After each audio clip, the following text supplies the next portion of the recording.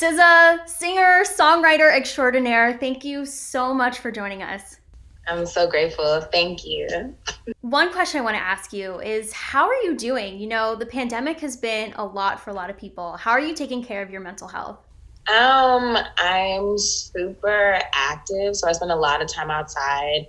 Color theory in the mind, just seeing more green and like being around more oxygen. I'll drive anywhere to get near like a lot of trees. So like I was in Hawaii before the pandemic like got super crazy and for like a month and a half. And then like I went right before it kicked up again. And then in California, I just drive literally anywhere, like into Apple Valley. I'll find a trail near my house in Malibu. Like I'll hike anywhere. I don't care if it's Griffith Park, like just straight up air and trees does it for me. And the beach too. I don't care what beach it is. I don't care if it's all the way down to Long Beach and Hawthorne or Zua Beach. Like I just love being outside. It's like the only thing that makes me feel better and working out. That's great. Yeah, it's the nature vibes for me. That also helps Gotta do it. recenter. So I totally get that. Speaking of trees, we know you partnered with Tazo and American Forests to talk about environmental injustice. Can you tell us why this cause is important to you? I'm super passionate about everyone having exposure and equality when it comes to green things. They just change the mind. Whether it's like a field day and like you're driving to a park and there isn't one in your neighborhood. I just feel like those exposure points changed my life. Being a Girl Scout and going camping or going to Camp Johnsonburg every summer and just like being in the woods. And it's just Pennsylvania, but it felt like so much. You know what I mean? It wasn't Hawaii. It wasn't anywhere extravagant, but just just going to the Arboretum with my mom, like on the weekend when there was no hiking, like, and it was just a really good place to look at trees.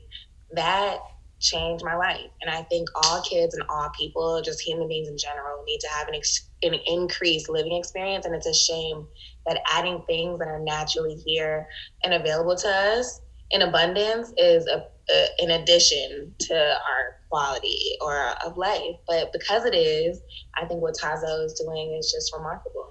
And You talked a lot about how this is a really important cause to you. And I think a lot of people know about social justice and racial justice, but can you break down what environmental justice means? so you basically have environments and neighborhoods. Some neighborhoods are like 20 degrees warmer than whiter neighborhoods, just based on the factors and the environmental things that they would never put in white neighborhoods. They would put all the industrial aspects into a lower income neighborhood. These neighborhoods also lack jobs. So now we're hiring local people who are affected disproportionately by those factors in order to create jobs and create the arboreal display, the canopy display. But environmental racism affects people even outside of the US, if I have to say. When you think about Asia and how all of the trash accumulating in the ocean, and you think about, the acidity of the ocean raising in levels where people who really need it to survive can't get that, or even just in places where they're producing coffee at large rates. And now there's people, the runoff from coffee is toxic.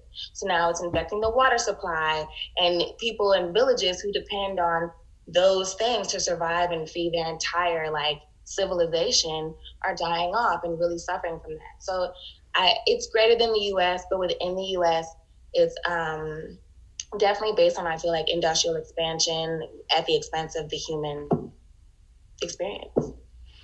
And you mentioned that brown and black communities are kind of overwhelmingly impacted by this. Can you talk more about the specific challenges that they're facing on a day-to-day basis? I mean, besides the obvious mental aspect of your breathing quality, your mental clarity, your ability to function at top speed, I lived in the Bronx. I lived in both Dykeman on 191st and I lived on 134th. In Dykeman, they don't come and get the trash for quite some time. And in the summer, it's literally toxic. And it's just your experience. Like, dang, sometimes it's just your general quality of life. You're already walking, you're waiting for the train, you're waiting for the bus. You have all these things from general air quality to now added factors of your own waste around you. And it's just I feel like mental health is probably the biggest one that sticks out to me, because I feel like there's no time that I feel more down when I just feel like there's nothing to remind me of my like humanity or humanness. And when I'm in different areas, I'm blessed to be in Malibu right now, but I didn't always live in an area like this. I just feel better being able to look out and I see a bunch of green. I remember what it was like to just walk around and see car exhaust. And living in LA, there's just smog everywhere unless there's a rainy day. And now, and I never grew up in areas where there was smog. So, and when you live in areas that are even tighter, you have downtown where homelessness is outrageous, and you talk about environmental racism, and it's like on your way, whether it's downtown, whether it's Compton, whether it's Long Beach, and you have areas where people already are suffering with a lack of jobs and a lack of space, a lack of trees, and just I've never seen extreme homelessness in that regard, or environmental racism that impact people in that direct way. But beyond mental health, just like their genuine like ability to make it through their day and do anything that's highly functional in a positive aspect, rather whether you live in Bel Air, when you can just scroll through the mountains and through the hills, and when you're just, I don't know, you're waiting for the bus and waiting on something in Carson. I just feel like the experience is obvious and super different, but I may be super redundant. So no, this is great. I think it's good to have some options to kind of break it down for people, because I feel like these concepts aren't widely known if you aren't impacted by it or if you don't know anyone who is. So your explanation was great. Okay. To me, it seems obvious that like people who live amongst trash absorb that energy, and literally why, if you're faced with smog and trash and industrial smoke all day and you don't see a single tree. I know all the trees on the way to the factory were dead. So it's just the experience is depressing for me to even witness. I can't imagine what it's like to be stuck there on like an everyday basis. It's inhumane. Like you want to create value and intrinsic value where it's like you value your own community and people don't come into your community and feel like they can just throw things around, or at least you have something to counter the effects of all of the smog or all of the just all of the separate effects of environmental racism, feeling like you matter in that. So increase mental health, increase productivity, increase, I feel like, job opportunities, just with people in these communities being able to be a part of the change and adding value because you're creating something within your community, which of course, rather than outsourcing and having someone that doesn't come from your community create these things. So I just feel like all around it's just a positive building block. Increase of the vibes. Overall vibes also increased. Genuine, just like total vibe increase. Love that. If someone wanted to get involved with this work, what actionable steps could they do to help? I feel like daily sustainability is super. I'm like a person who was very wasteful naturally. So it's like stopping single-use items. I switched to glass, even though it breaks a lot. You can use metal straws. They make everything like 10% colder and yummier. Just using organic, unbleached paper towels, and trying to buying razors in bulk, buying things in bulk so I can refill stuff so I don't have to keep buying small versions, stopping eating out, cooking my own food. I only buy groceries every 2 weeks because I just feel like it's better and less wasteful. Just everyday things, using a water filter instead of buying bottled water. I use an alkaline water filter that I just got off of Amazon. Just think about, or thrifting versus buying new items all the time. I love reworked and remade things. Think about landfills. Even if things are made out of recycled plastic, usually it's like still a percentage of new plastic that has to be added to it to make it like usable. So if you just buy something that's fortified and reusable, then you just stop the single use. But I just feel like there's super simple ways. Yeah, I think thrifting is a really great one too, kind of an underrated one in my opinion, because it's like, first of all, you're gonna have something that's unique. No one's gonna have what you're wearing. And you're saving water and resources by reusing something again. Yeah, no, definitely. It's probably my favorite, and I got that from my mom.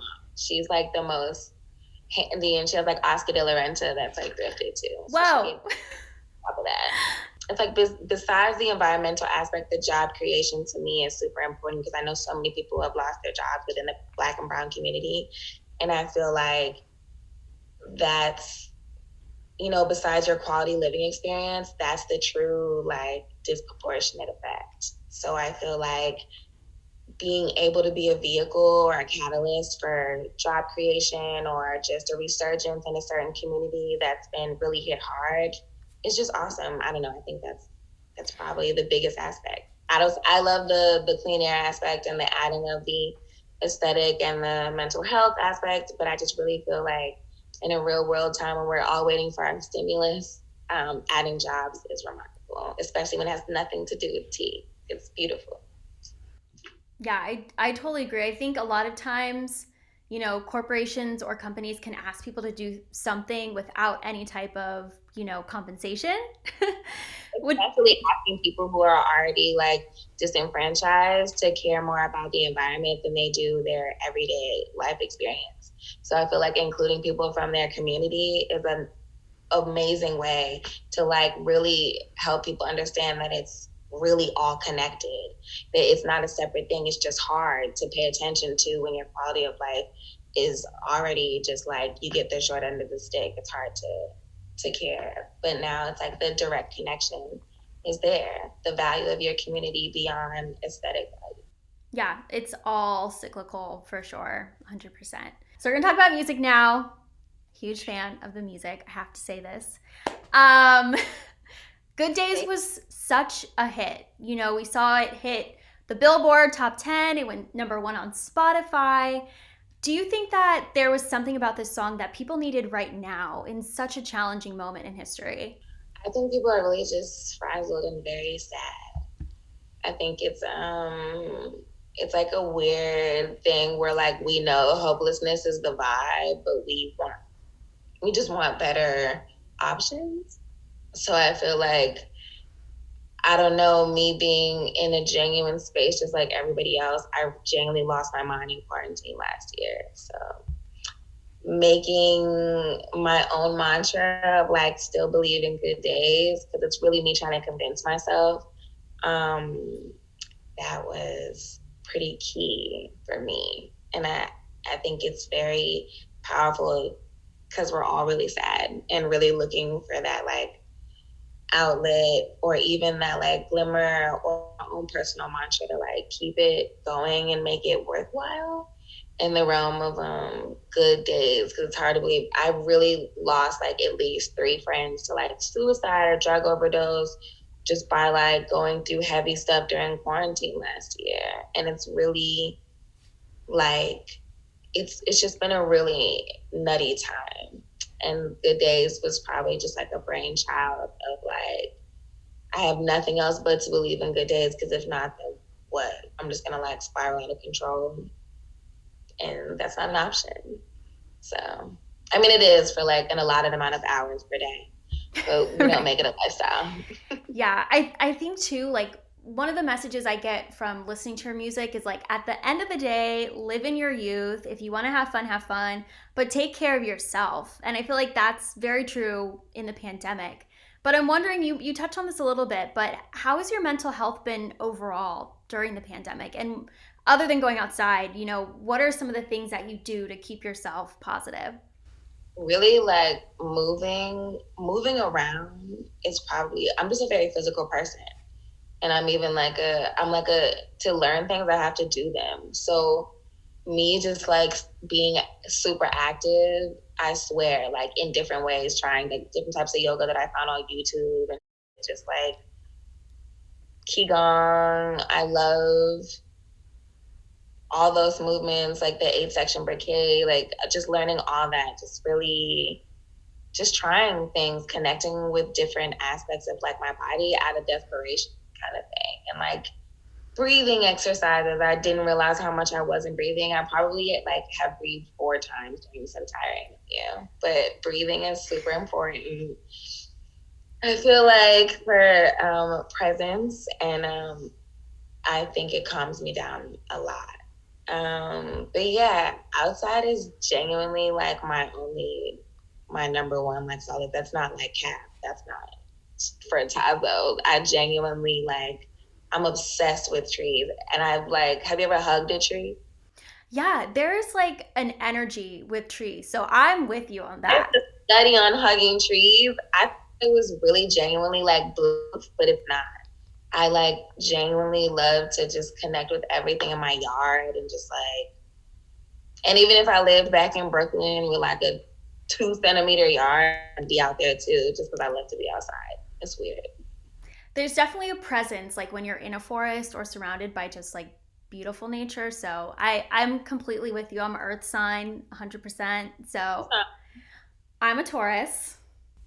I can see that. I would like you to read me for that. Like, what are your Oh my thoughts on Taurus? God. Only a Taurus would want to be read. Psychotic. We love it's that. So I'm a Scorpio. You know, Taurus and Scorpio are 6 and 12 on the zodiac wheel. So Right. like the six, like the sister sign. But like you have the same level of like dominance and stubbornness, but you don't have like the chaos attached to it. But it is chaotic because you be detaching from stuff out of nowhere. And then it's like people are really still wound up in their thing and you're just on to something else. And it seems really heartless, but you care for like an allotted amount of moments. Yeah. Um, What else is it? Tell me. Tell me. okay. You know, Kaylani is a Taurus and we're really close. So like she Oh. always gives me like 100% Taurus energy. That's so funny. Like you're super professional. Oh, thank you. Like, I should have had you guess. very professional. And that's that Taurus. And it makes sense. I love it. Thank you for that. I should have asked you, what do you think I was before? Capricorn. You thought I was a Capricorn. Yeah. Okay. I can The see that. Taurus is reminiscent of Capricorn, especially in business. So maybe if we were just chilling, you would have came across as a Taurus, but because this is business, I mean, it came across as a Taurus, but because it's business and your energy is super like grounded Taurus, Yes. like get money Taurus, that's like that's the Capricorn energy that I'm reading right now. When did you start getting to astrology and like spirituality? Because I see a lot on your Instagram. Literally, okay, so like dead ass, this is the same thing that like led me into like caring about nature and like sustainability and all that stuff, because then you find out magic and like all that spiritual stuff is connected to the elements. And it's like really all present in nature first and foremost. So like the connection that you have with the earth and like finding out the science. I'm a Capricorn stellium, so I like logical. So we can only take the hokey pokey too far until we have like some, practical application and something that I could see for myself and touch. And I started working with just like crystals and finding out like the molecular structure. They're perfect. So it means that like it's mirrored and they're complete. The difference between a rock and a crystal is like the molecular structure is incomplete. So like it'll just be like you can't duplicate it. A crystal you could just make the size of a planet if you wanted to. But me understanding that like no, this is different, and understanding like glass and quartz are made of the same thing, but their molecular structure is different. Like glass is like a slowly cooling liquid, which is why like glass isn't a solid and you think it is, and it's just so many random things. But learning like the prismatic effect of energy and my energy and like just talking and being, I just care way more. And probably the last 3 years or last year, it became super non-performative, where it was like I don't care about like looking like I like crystals, and I just care about really understanding like how it all works. So now I'm just like a heavy student, learning so much as I can, trying as much as I can, and like, yeah, hopefully I can travel, and like that would really expand my spiritual horizon. Yes. For my frontier. I love that for you, and I think everyone wants to travel a little bit more, so I can definitely relate to that. Have to ask you this. Yeah. We saw the tweet about Frank Ocean possibly coming on to Good Days. Do we have an update on that? Okay, so we're going to give Frank Ocean his space. We know that he's dealing with a very tragic loss. And I feel like bombarding him with good days requests is annoying for him. He's my friend. He loves the song. And I just, yeah, I just want to give everyone what they want while also giving my friend what he needs. Yeah, we'll let it rock. We'll let it rock. Thank you. It's all good. Just curious. And then, okay, so is there a dream collab that you have in mind that you would love to do? I don't know. I feel like everyone, it's like I've done them. It's just when did they come out? So that's the tea. I don't know when it's going to come out, but I have done a few. I want to do, I don't know. It's like I literally sat in a room with Stevie Wonder for like 3 hours and at like 9 a.m.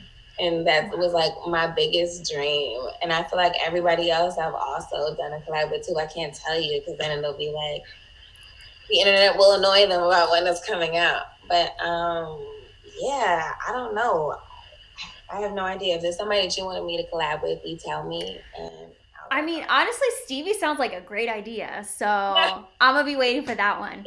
Okay, I just realized international. Okay, so Rosalia, I love her. Would love to do all K-pop collabs. I would love to do Bad Bunny would be awesome. There's also someone French that I saw that was crazy on Color Studios. You know, Color Studios, the German show that like has people come in and perform from different like countries and places. But yeah, yeah. Blackpink, Rosalia, Bad Bunny, and somebody African like Fatoumata or somebody French because I don't know any French and that seems hard for me, or Portuguese. I know a little bit of Portuguese, but like not enough to sound cool. So. That'd be cool. Those all sound like potential hits for me. But you mentioned, so you have some in the can. What can we expect in terms of sound for your future music? Oh my gosh, I don't know. Genuinely, I'm making it up like in real time with y'all. Even like Good Days not being a single, but y'all like the sound. So it's like, I don't know. I don't know. It's like, I don't know what my album, the final comprisement is going to be. Just because I'm really weighing it in all aspects right now. Gotcha. Well, if it's anything like Control, it's gonna be fire. So I'm definitely sure of that. Ew, queen. And from a tourist, that's a big word. It's just fact though. Like that album is fire. And I feel like even though it came out a few years ago, people still go back to it. Like it's on a daily playlist for most of my, friends. Which is shocking. I'm grateful. Thank them for me and thank you for me. Genuinely. No idea how that happened, but I'm grateful. So incredible. Well, thank you so much for taking the time to chat with us. I learned so much about you, and it was great just to get to know you a bit more. Oh, you're so sweet. I enjoy you. Thank you so much.